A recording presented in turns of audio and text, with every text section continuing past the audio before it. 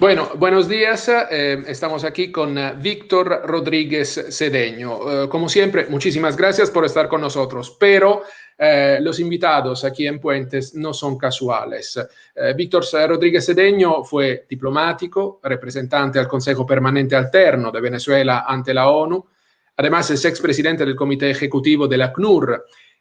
Es sin duda una figura con autoridad y conocimiento para analizar cómo la dictadura utiliza la propaganda a nivel mundial. Uno de los temas más importantes es el escándalo de estos días con el movimiento Cinco Estrellas, el grupo político próximo al chavismo. Y me gustaría saber lo que opina usted de este escándalo sobre los 3 millones y medio de euros que supuestamente, según el periódico español ABC, habrían llegado en 2010 a Gianroberto Casaleggio, que ha sido el creador junto a Beppe Grillo del movimiento que hoy en día está en el gobierno de Italia. Bueno, muchísimas gracias ante todo por invitarme a este programa, a su programa y darme la oportunidad de conversar sobre temas de Venezuela en el mundo, Venezuela en relación con la paz internacional, Venezuela en la geopolítica en donde estamos ubicados ahora. Yo creo que es muy grave lo que aparece en el periódico español ABC ayer en relación con un posible financiamiento del partido Cinque Stelle acá en Italia, que está en el gobierno en este momento.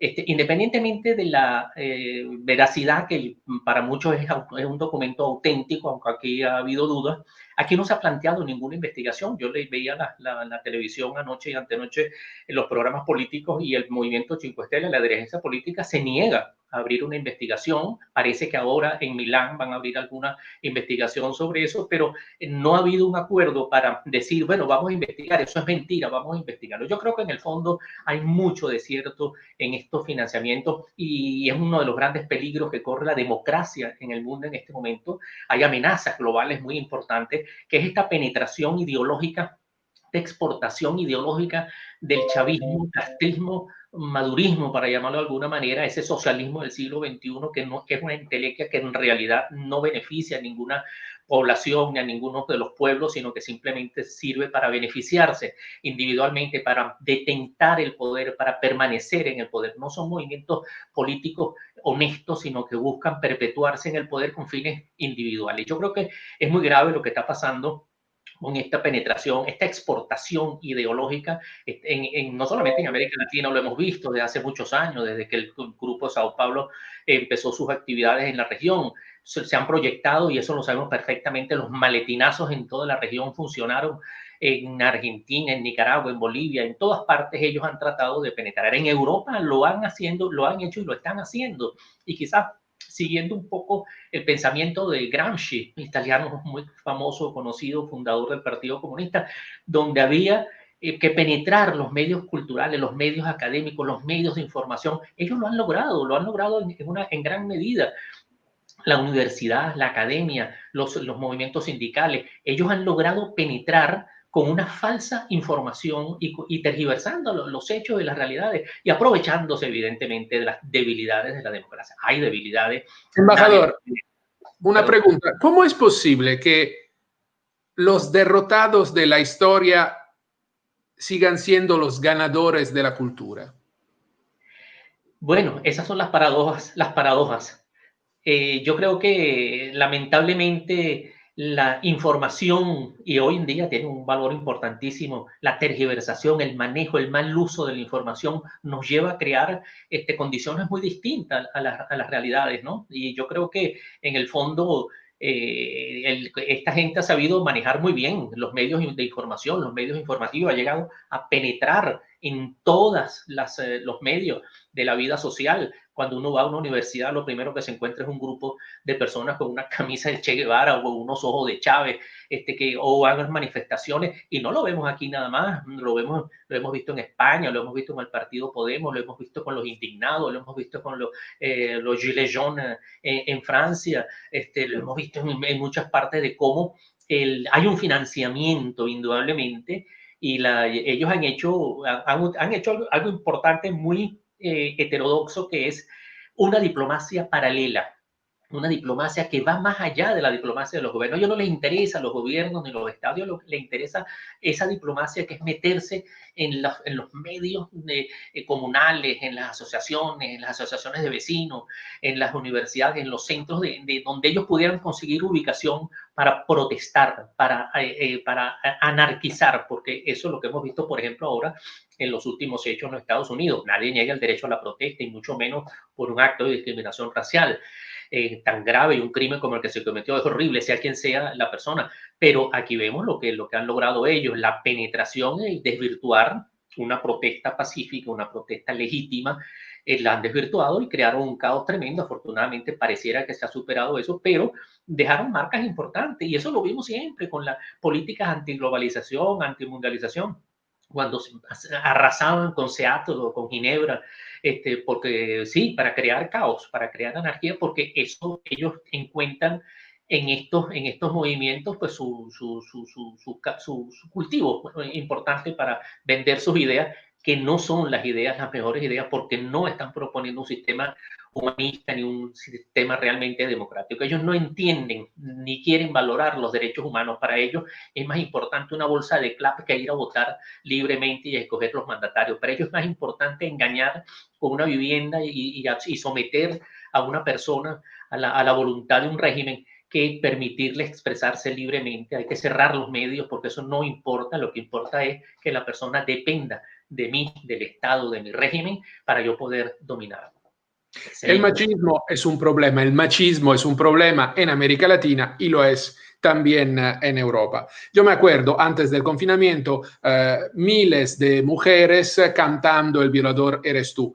Pero varias veces, por ejemplo en Chile, por ejemplo en Colombia, la canción y las manifestaciones acababan criticando el presidente chileno, el presidente colombiano. Entonces tenían una dirección política muy definida. ¿Cómo es posible que tantas personas, que tantos jóvenes puedan efectivamente creer este mensaje y no tener ninguna duda? Bueno, hay una gran coordinación. Ellos han sabido manejar su movimiento internacional y hacen de los megatrends, estos famosísimos, cómo manejan ellos las redes sociales. Eso es auténtico. Ellos podrán tener 3, 4 mil, 5 mil personas en el mundo, pero sacan 50 millones de tweets o de informaciones diarias que la gente definitivamente las cree cuando se repite todo lo que ha pasado, que el bueno es el bueno, o el malo es el bueno, o el bueno es el malo. Pero lo que ellos dicen es lo que simplemente, lo que proponen, cala en el pueblo, en el electorado, en la gente. Lamentablemente hay una tergiversación enorme de la verdad y lamentablemente, más lamentablemente, de este lado no hay una respuesta para contrarrestar esa información desvirtuada, perversa, canalla, de mostrar una realidad distinta. Nosotros hemos tenido, hace el 4 de mayo, celebramos una reunión por internet, donde tuvimos bastante público para mostrar las amenazas globales a la democracia, o sea, cómo se intenta a través de este movimiento desplazar los principios y los valores democráticos para instalar un sistema político nuevo, cómo utilizar la democracia para debilitarla, desvirtuarla y pasar a un proceso, a un sistema político distinto. Yo sé que hay que mejorar la democracia, todo el mundo lo sabe, todo el mundo sabe que hay deficiencias, que hay debilidades, que hay injusticias sociales, que hay inequidad, etcétera, pero sin derechos humanos y sin libertades y sin Estado de Derecho no hay posibilidades de establecerlo, de establecer un sistema político válido, y ellos tratan de establecer un sistema político distinto basado en valores absolutamente distintos a los que nosotros hemos mantenido históricamente. O sea, han evolucionado y mucho más desde 1945, los derechos humanos, la persona, la protección.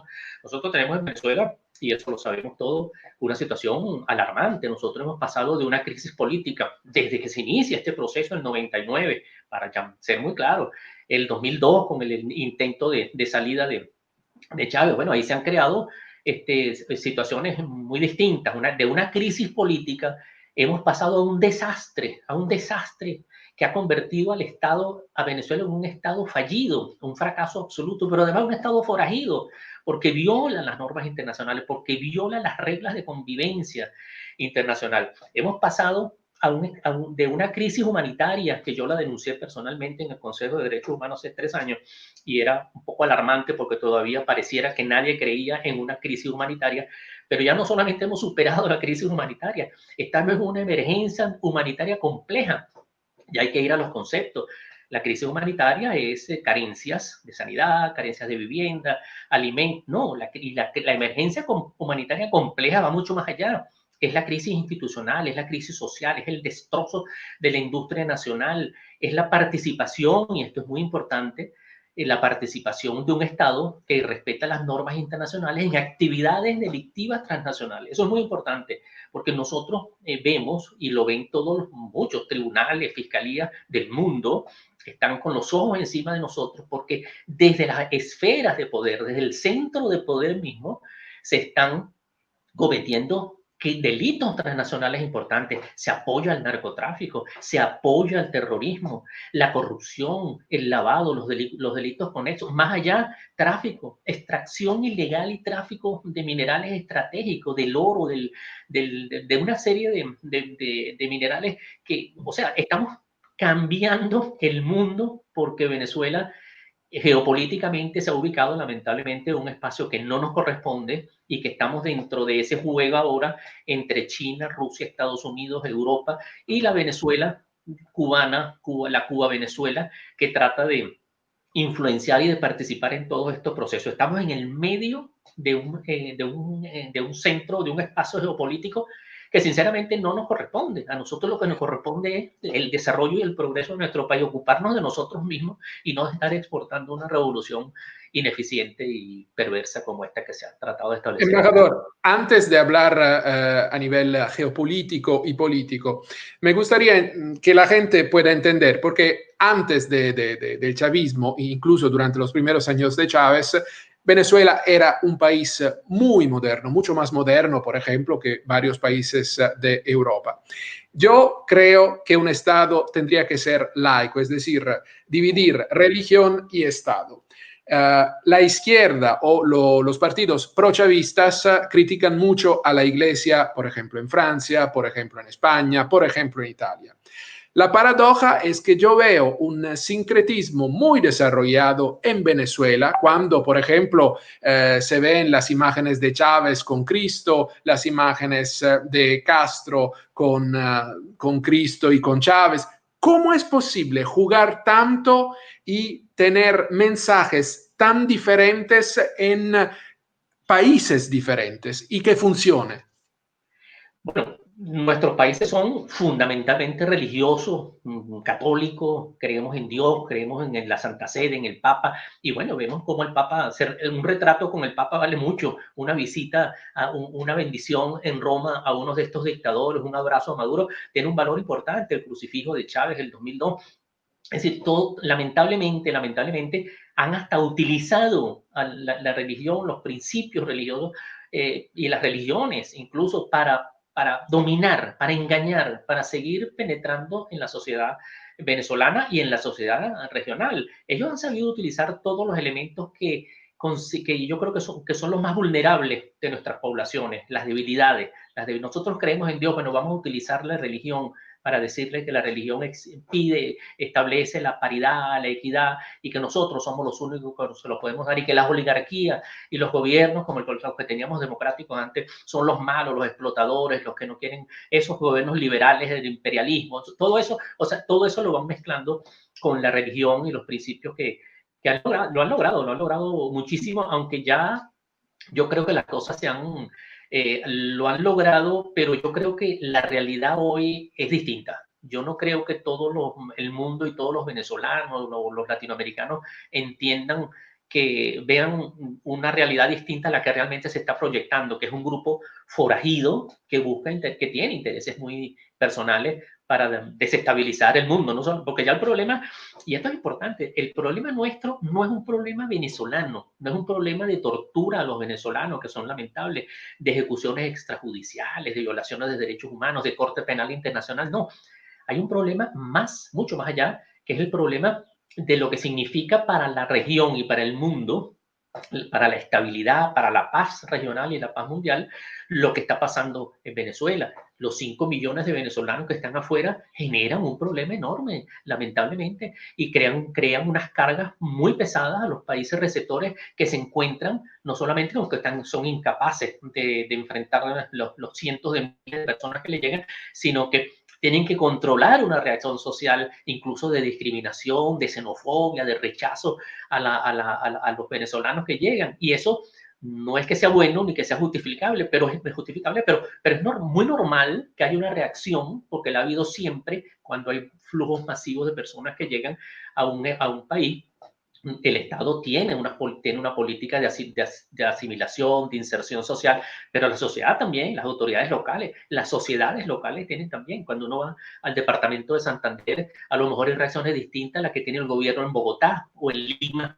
Tienen una reacción distinta al gobierno digamos, de aceptación de las poblaciones, pero quizás los peruanos, no todos los peruanos estén de acuerdo con la cantidad de venezolanos que han llegado. Es decir, hemos creado un problema regional, un problema que afecta la estabilidad de los países, pero además, y volvemos al punto de la penetración ideológica, dentro de todo eso hay un grupo de penetración ideológica que desestabiliza y crea problemas mayores ya de paz y seguridad internacionales, y es ahí donde la comunidad internacional tiene que estar mucho más atenta que lo que ha estado hasta ahora para defender nuestros derechos como personas, ¿no? Vamos a castigar a un gobierno, vamos a sancionarlo porque tortura, porque mata, muy bien, pero más allá, es que es un gobierno que está creando problemas sumamente graves en contra de la democracia, en contra de la civilización occidental, en contra de la historia que hemos vivido siempre y de la evolución que todos queremos que ir. Nadie dice que la democracia actual es la perfecta, ni mucho menos, y ojalá no lo sea y que nunca lo sea. Siempre será perfectible en beneficio de los intereses de las personas y de los pueblos. Embajador, uno de los problemas de Europa es el eurocentrismo. Es decir, yo soy también periodista y desafortunadamente siempre una de las reglas más obscenas, más horribles era 10 muertos en Europa son todavía más importantes que 1000 muertos en un país africano, por ejemplo, o en América Latina. Yo que me gustaría hablar con usted de la injerencia humanitaria. Nosotros en Europa hace varias décadas tuvimos la guerra de Yugoslavia y la comunidad internacional intervino bombardeó prácticamente las tropas de Serbia alrededor de Sarajevo para defender los civiles. ¿Cómo es posible que para defender una ciudad se haga efectivamente una intervención militar? Y cuando se tienen más de 5 millones oficialmente, pero yo me imagino que son mucho más, 5 millones de personas que quitan su propio país porque no tienen que para comer, no sé, la comunidad internacional no haga nada.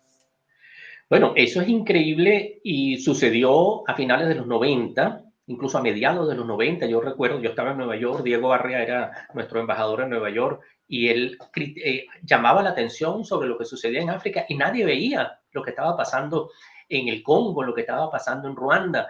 Nadie lo estaba viendo y había 1 millón de muertos, 2 millones de muertos. Yo visité Liberia como presidente del comité ejecutivo del ACNUR, la frontera toda de Sierra Leona, Liberia, Côte d'Ivoire, etcétera, y ahí no, nadie le importaba en Europa absolutamente nada. Yo visité campos de refugiados de 500.000 de personas, donde había una tristeza absoluta por las carencias, por la miseria, y bueno, se hacían esfuerzos enormes, pero en Europa la vida, el ritmo de vida seguía igual, hasta que les tocó dentro el caso Yugoslavia. Ahí sí, porque ya Yugoslavia era dentro de nuestro continente europeo y ahora sí nos importaba más. Se dieron cuenta tarde, lamentablemente, y dejó, bueno, una fractura tremenda que se han ido recuperando, gracias a Dios, se han ido reconstruyendo, pero fue doloroso, absolutamente doloroso todo lo que sucedió en la antigua Yugoslavia y que bueno, se ha ido superando, pero ellos no ven lo que pasa en el mundo, no ven lo que ha pasado en Myanmar ahora con el genocidio, no ven lo que pasó en Afganistán, no ven lo que pasó en Filipinas, los muertos de Timor del Este, nadie sabe lo que pasó en Timor del Este hace 15 años, o sea, una cosa increíble. pero sí sabemos que mataron a 3 personas en alguna carretera, en un asalto o en algún atraco, una discriminación, e incluso cuando, bueno, pocas que son importantes, son muertes, son situaciones difíciles, pero veamos también lo grande, o sea, no nos centremos acá en lo europeo nada más, porque pareciera que el mundo fuera solo acá, Europa, y el resto es marginal. Pero uno de los problemas es también que, por ejemplo, yo me acuerdo que hace varios meses descubrieron un envío de coltán a Trieste, es decir, el régimen no tiene ningún problema, por ejemplo, en hacer negocios con un alcalde de una ciudad de derecha. Michael Moreno intentó pedir la nacionalidad, la ciudadanía italiana y afortunadamente el proceso se interrumpió. Entonces, Venezuela no está tan lejos, no está al otro lado del mundo. Lo que pasa ahí tiene consecuencias en países como Italia, como España, como Francia. ¿Cómo es posible que las autoridades no quieran enterarse? ¿Qué es lo que pasa según usted? Bueno, yo creo que lamentablemente no se quieren dar cuenta. Los partidos políticos incluso. Aquí se ha planteado el reconocimiento de Guaidó como presidente interino de Venezuela y no ha habido ninguna respuesta. Es cierto que es el movimiento 5 Stelle, que es un movimiento que ellos dicen que no son de izquierda ni son de derecha, pero es un movimiento bastante vinculado a lo que es esa corriente chavista. O sea, tienen alguna relación. Ahora, ¿por qué no se ocupan? Aquí la gente apenas, yo vivo aquí hace varios años, y de hace 3 o 4 años, cuando la gente empieza a entender lo que está pasando en Venezuela, antes les parecía que era, oye, que suceden cosas en Venezuela, un dictador, un señor Maduro, un señor Chávez, y unos muertos y una manifestación, hasta que las cosas fueron cambiando y se fueron dando cuenta, pero no por lo que nos sucedía a nosotros, sino por lo que le va a suceder a ellos si permiten que ese grupo intervenga en los asuntos internos europeos. Esa penetración ideológica es sumamente grave. Ellos trabajan a diario y de este lado los partidos de derecha, el Partido Popular o los partidos, vamos a llamarlos, del Grupo Popular, aquí Forza Italia, bueno, la Nueva Italia, la otra Italia, el mismo movimiento de la Liga, o sea, no se preocupan en realidad por lo que está pasando en Venezuela, deberían preocuparse por lo que les puede pasar a ellos por una penetración ideológica que le está cambiando el ambiente político, porque no hay ninguna duda, esto de la contribución de 3,5 millones a un partido político es sumamente grave, de ser cierto y comprobado es sumamente grave, pero deberían abrir la investigación, porque eso debería llevar, ya lo dijo Tajani, pidió que se abriera una investigación, a Borrell le pidió que se hiciera una investigación a nivel europeo, no solamente el movimiento 5 Estrellas, de todos los movimientos. El maletinazo del chavismo ha funcionado siempre, carteras de dinero, millones de dinero, y lo sabemos, en Argentina, en una oportunidad, en un aeropuerto, agarraron $1.000.000 para una campaña electoral, y cuánto le han pasado a Nicaragua, y le han pasado a Bolivia, y le pasaron a Ecuador en sus oportunidades, a Honduras, a todos, cuando querían mantener a Zelaya. O sea, el maletinazo, los recursos venezolanos, esa no es la espada de Bolívar la que va por América, son los recursos mal habidos venezolanos que van allá.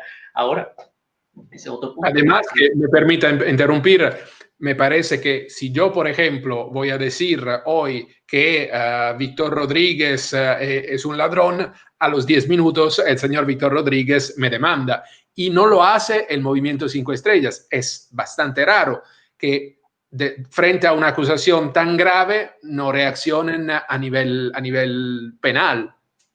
Sí, me da la impresión, por lo que he visto en la televisión estos 2 últimos días, que quieren dejar de lado este tema. Es más, una de las frases el otro día fue: ¿por qué alimentar una mentira de esa forma y llevar al Parlamento nuestro un debate sobre algo que no existe? No, al contrario, vayan al Parlamento, llévenlo. Si yo estoy seguro que nosotros no tenemos una responsabilidad, yo le digo, tráiganlo, vamos a discutirlo, tráiganme las pruebas que yo se las voy a rebatir. Ese documento es falso, ese gobierno nunca le ha pagado a nadie, 5 Stelle nunca recibió un dinero de nadie. Es decir, ese consulado que está en Milano nuestro, investiguenlo, el consulado. Investíguenlo a ver qué es lo que está haciendo el consulado, si en realidad es una oficina de protección de los venezolanos y de representación de nuestros intereses, o es una oficina política, porque ellos acostumbran y han hecho de nuestras oficinas consulares al mismo tiempo que desproteger al venezolano, que es una de sus responsabilidades y de sus obligaciones, han convertido las oficinas consulares, las embajadas, en centros ideológicos, centros políticos, que no tienen nada que ver con nosotros, con los venezolanos. Cuando yo con papel notariado o voy a una fe de vida, es como entrar en una oficina política de un partido político, cuando las oficinas consulares y las embajadas son para el servicio de los venezolanos. Las funciones, averígüenlas. ¿Qué hacen los cónsules y los embajadores de Venezuela? ¿Cuándo ha salido el embajador de Venezuela retratado con el presidente Mattarella o con los presidentes anteriores o con el primer ministro firmando un acuerdo de cooperación o el lanzamiento de un proyecto de cooperación económica, industrial o compra de esto, del otro? ¿Cuándo? ¿En Francia o en Italia? No, es una diplomacia subterránea que mina la sociedad en donde estamos instalados acá y en donde en toda Europa y en el mundo, no estamos hablando de Italia y España en este momento que están en la mira. Yo supongo que deben estar preocupados quienes se ocupen de analizar la política y la expansión ideológica del chavismo. Deben estar muy preocupados en estar viendo todo lo que está sucediendo en estos países. Un buen amigo de Puentes, el periodista y analista Paulo Manso, me pregunta sobre la infiltración de organismos internacionales, también de las organizaciones como la ONU. ¿Qué opina usted? ¿Se puede hablar de infiltración o es simplemente una simpatía, una amistad ideológica lo que está pasando en la ONU? Tantos países que no reaccionan frente a lo que hace el régimen venezolano.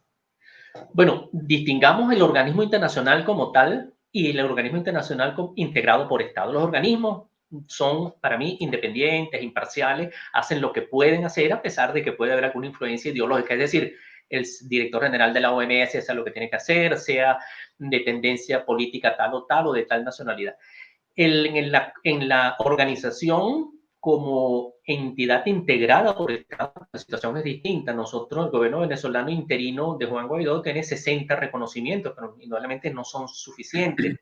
Necesitamos más de la mitad o 2/3 probablemente del respaldo de los países para reconocer el gobierno. Es una situación bastante difícil.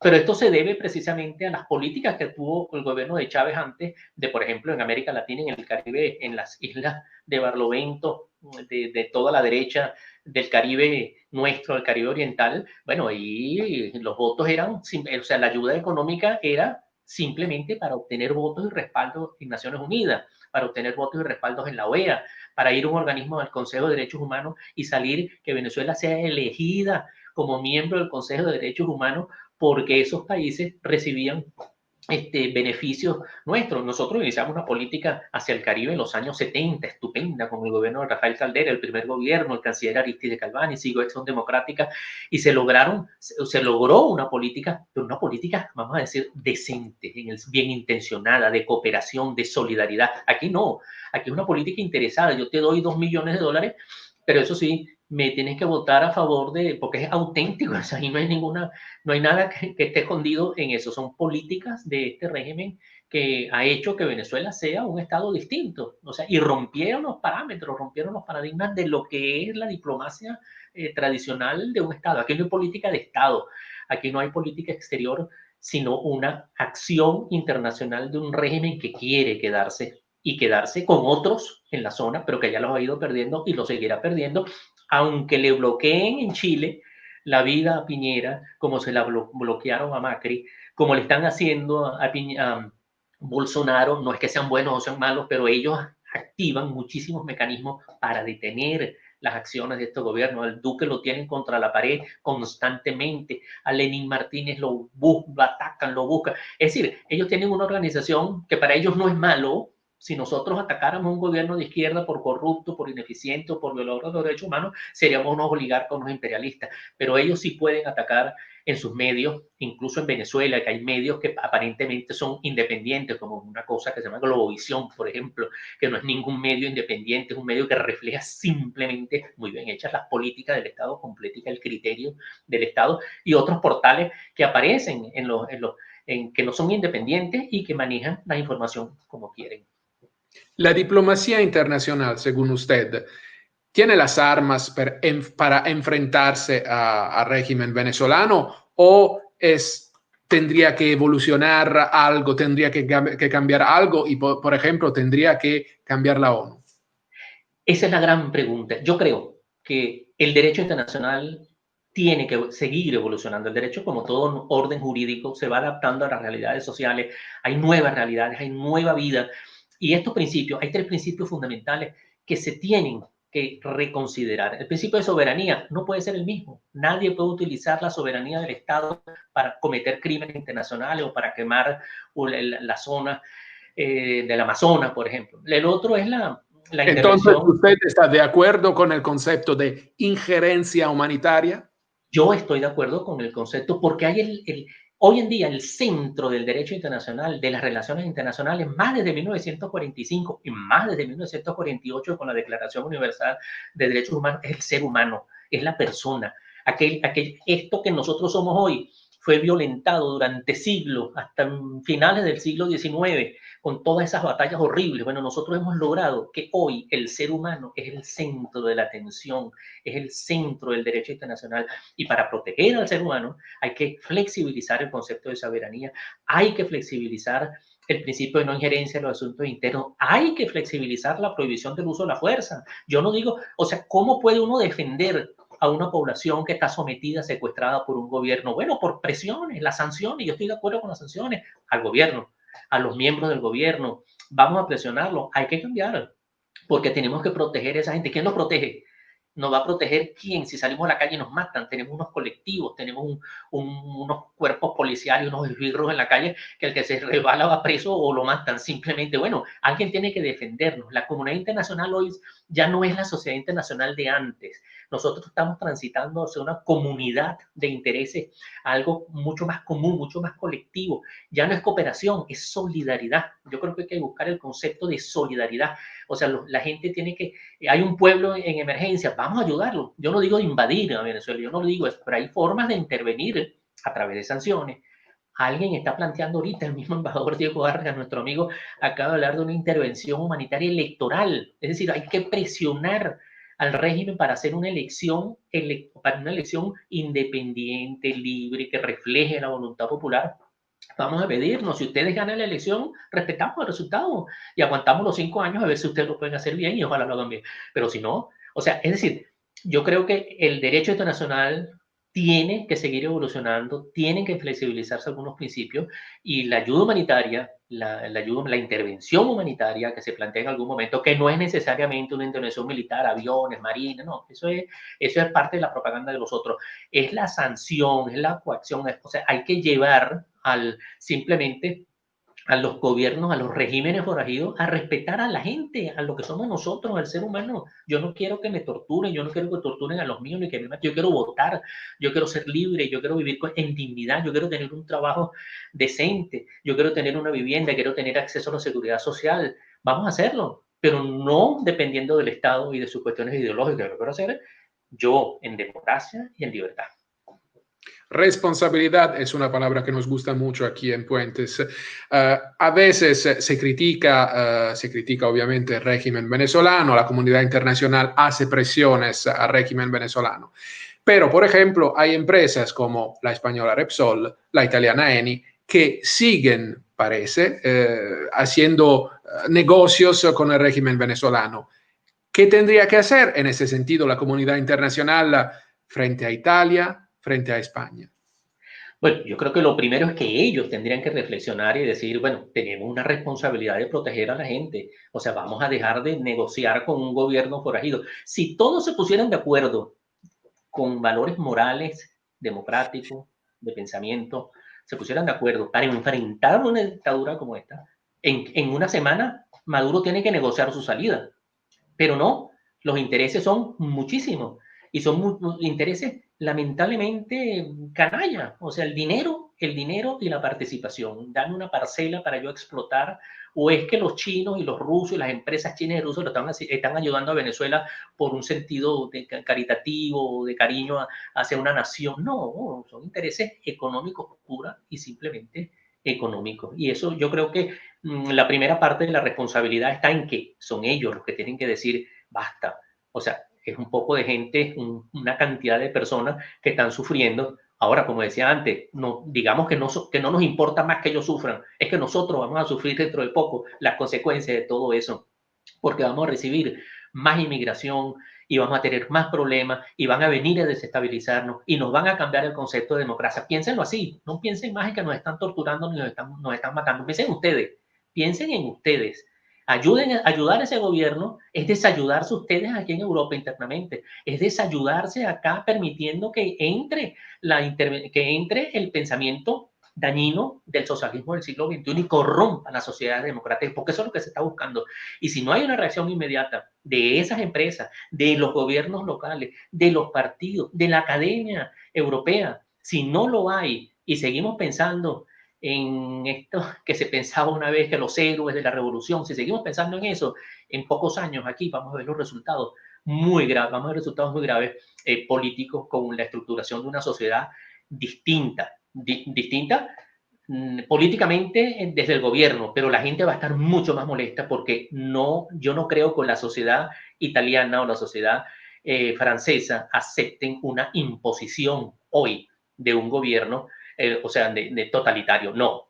O sea que si quieren reinventar la democracia, van a tener que hacer un gran trabajo porque el ciudadano común no creo que esté dispuesto a sufrir los embates de un gobierno totalitario. O sea, aquí tú vas a estudiar esto porque esto es así, el hombre nuevo debe ser así, aquí la casa yo te la quito porque tú no puedes tener dos casas. Díganle eso a un francés o un italiano dentro de 5 años. Ah, ustedes lo permitieron, llegaron al poder y están mandando. ¿Ahora qué van a hacer? Ah, van a protestar dentro de 10 años cuando ya el daño esté bastante avanzado. No lo van a lograr, no lo van a lograr porque con Europa no creo que vayan a penetrar la experiencia marginal de Europa, la Unión Soviética, los partidos, los países de Europa del Este. Todo el mundo sabe perfectamente bien lo que sucedió y que todo eso es una farsa histórica que fracasada que no va no lleva a ninguna parte a las sociedades nacionales.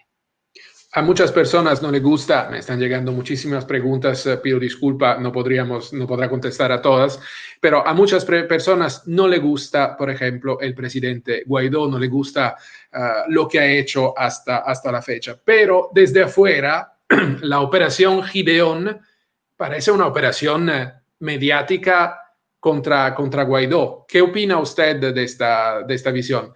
Parece sí, una operación de propaganda contra Guaidó, no tanto contra una operación contra Maduro.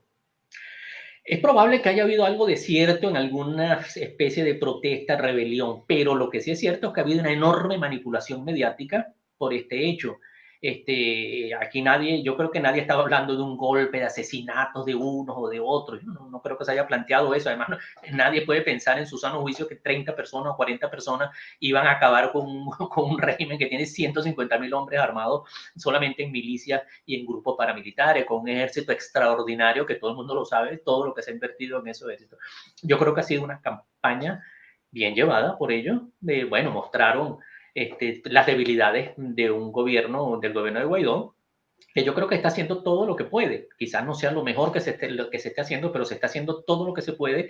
Es el producto democrático, es el producto de la Asamblea Nacional, es el producto de la voluntad popular, que ellos, por cierto, están acabando en este momento con la inhabilitación de los partidos, con el robo, el secuestro de los partidos políticos venezolanos. Pero Guaidó representa dentro de todo la democracia venezolana. Es el presidente de la Asamblea Nacional que trataron de quitarse, se la medio quitaron porque como todo lo hacen a su manera. Bueno, no hay duda de que hay debilidades, hay a veces deficiencias, pero ese es el camino de tener una persona como Guaidó en este momento, mañana será otro, pero que va democráticamente abriendo el camino hacia una transición que es lo que todos esperamos que suceda por el bien de todos, por el bien de ellos, que van a tener que enfrentar la justicia en algún momento, y por el bien de los venezolanos que exigen, piden, esperan que el país mejore, que el país regrese, no digamos a 1998, pero que regrese a la paz que nosotros hemos querido siempre y en la que hemos convivido siempre con ideas y deseos de progreso, de tranquilidad. Embajador, terminamos esta entrevista muy interesante. Siempre lo pedimos con una pequeña esperanza. ¿Qué puede usted decir a nuestros televidentes? ¿Hay una esperanza de acabar con esta pesadilla o no? Yo diría que sí. Todos los regímenes como este han pasado la historia lamentablemente va a dejar muchas huellas en el camino, mucho daño. Hay que pensar en una transición equilibrada, en una reconciliación nacional. Tenemos que olvidar todo, tenemos que establecer la verdad, eso es auténtico. Pero no podemos olvidar lo que ha pasado. Tenemos que buscar la verdad, buscar los correctivos, abrir un camino hacia la paz con la paz y la justicia hacia la reconciliación nacional, porque el país solo va a funcionar y crecer dentro del Estado de Derecho y con una dirigencia política. Ese es un llamado a nuestros dirigentes políticos. Tienen que ser absolutamente honestos, claros y transparentes y deben guiar al país hacia lo que nosotros queremos que se guíe y donde nosotros queremos llegar, hacia la libertad, la democracia, la dignidad, el respeto de todo. Eso es lo que nosotros queremos y yo creo que sí se va a salir porque ya el país no aguanta más. Pues simplemente habrá, ojalá sea por una elección libre y democrática, ojalá sea por un diálogo que parece imposible de hacerse. De cualquier manera que se haga esto, tengan la seguridad que terminará, porque históricamente no hay proceso que aguante más de lo que ha aguantado destruyendo un país, destruyendo una nación, destruyendo un Estado, sus instituciones, la gente, el corazón de los venezolanos, lo ha tratado de destruir. Hemos logrado vencer muchas cosas, nos han hecho odiar, nos han hecho disentir entre nosotros, pelear, confrontarnos, dividir al país. Lo han logrado relativamente, pero vamos a reconciliarnos y vamos a lograr ese país nuevo que todos queremos. Víctor Rodríguez Cedeño, gracias por esta entrevista. Muchas gracias, un placer.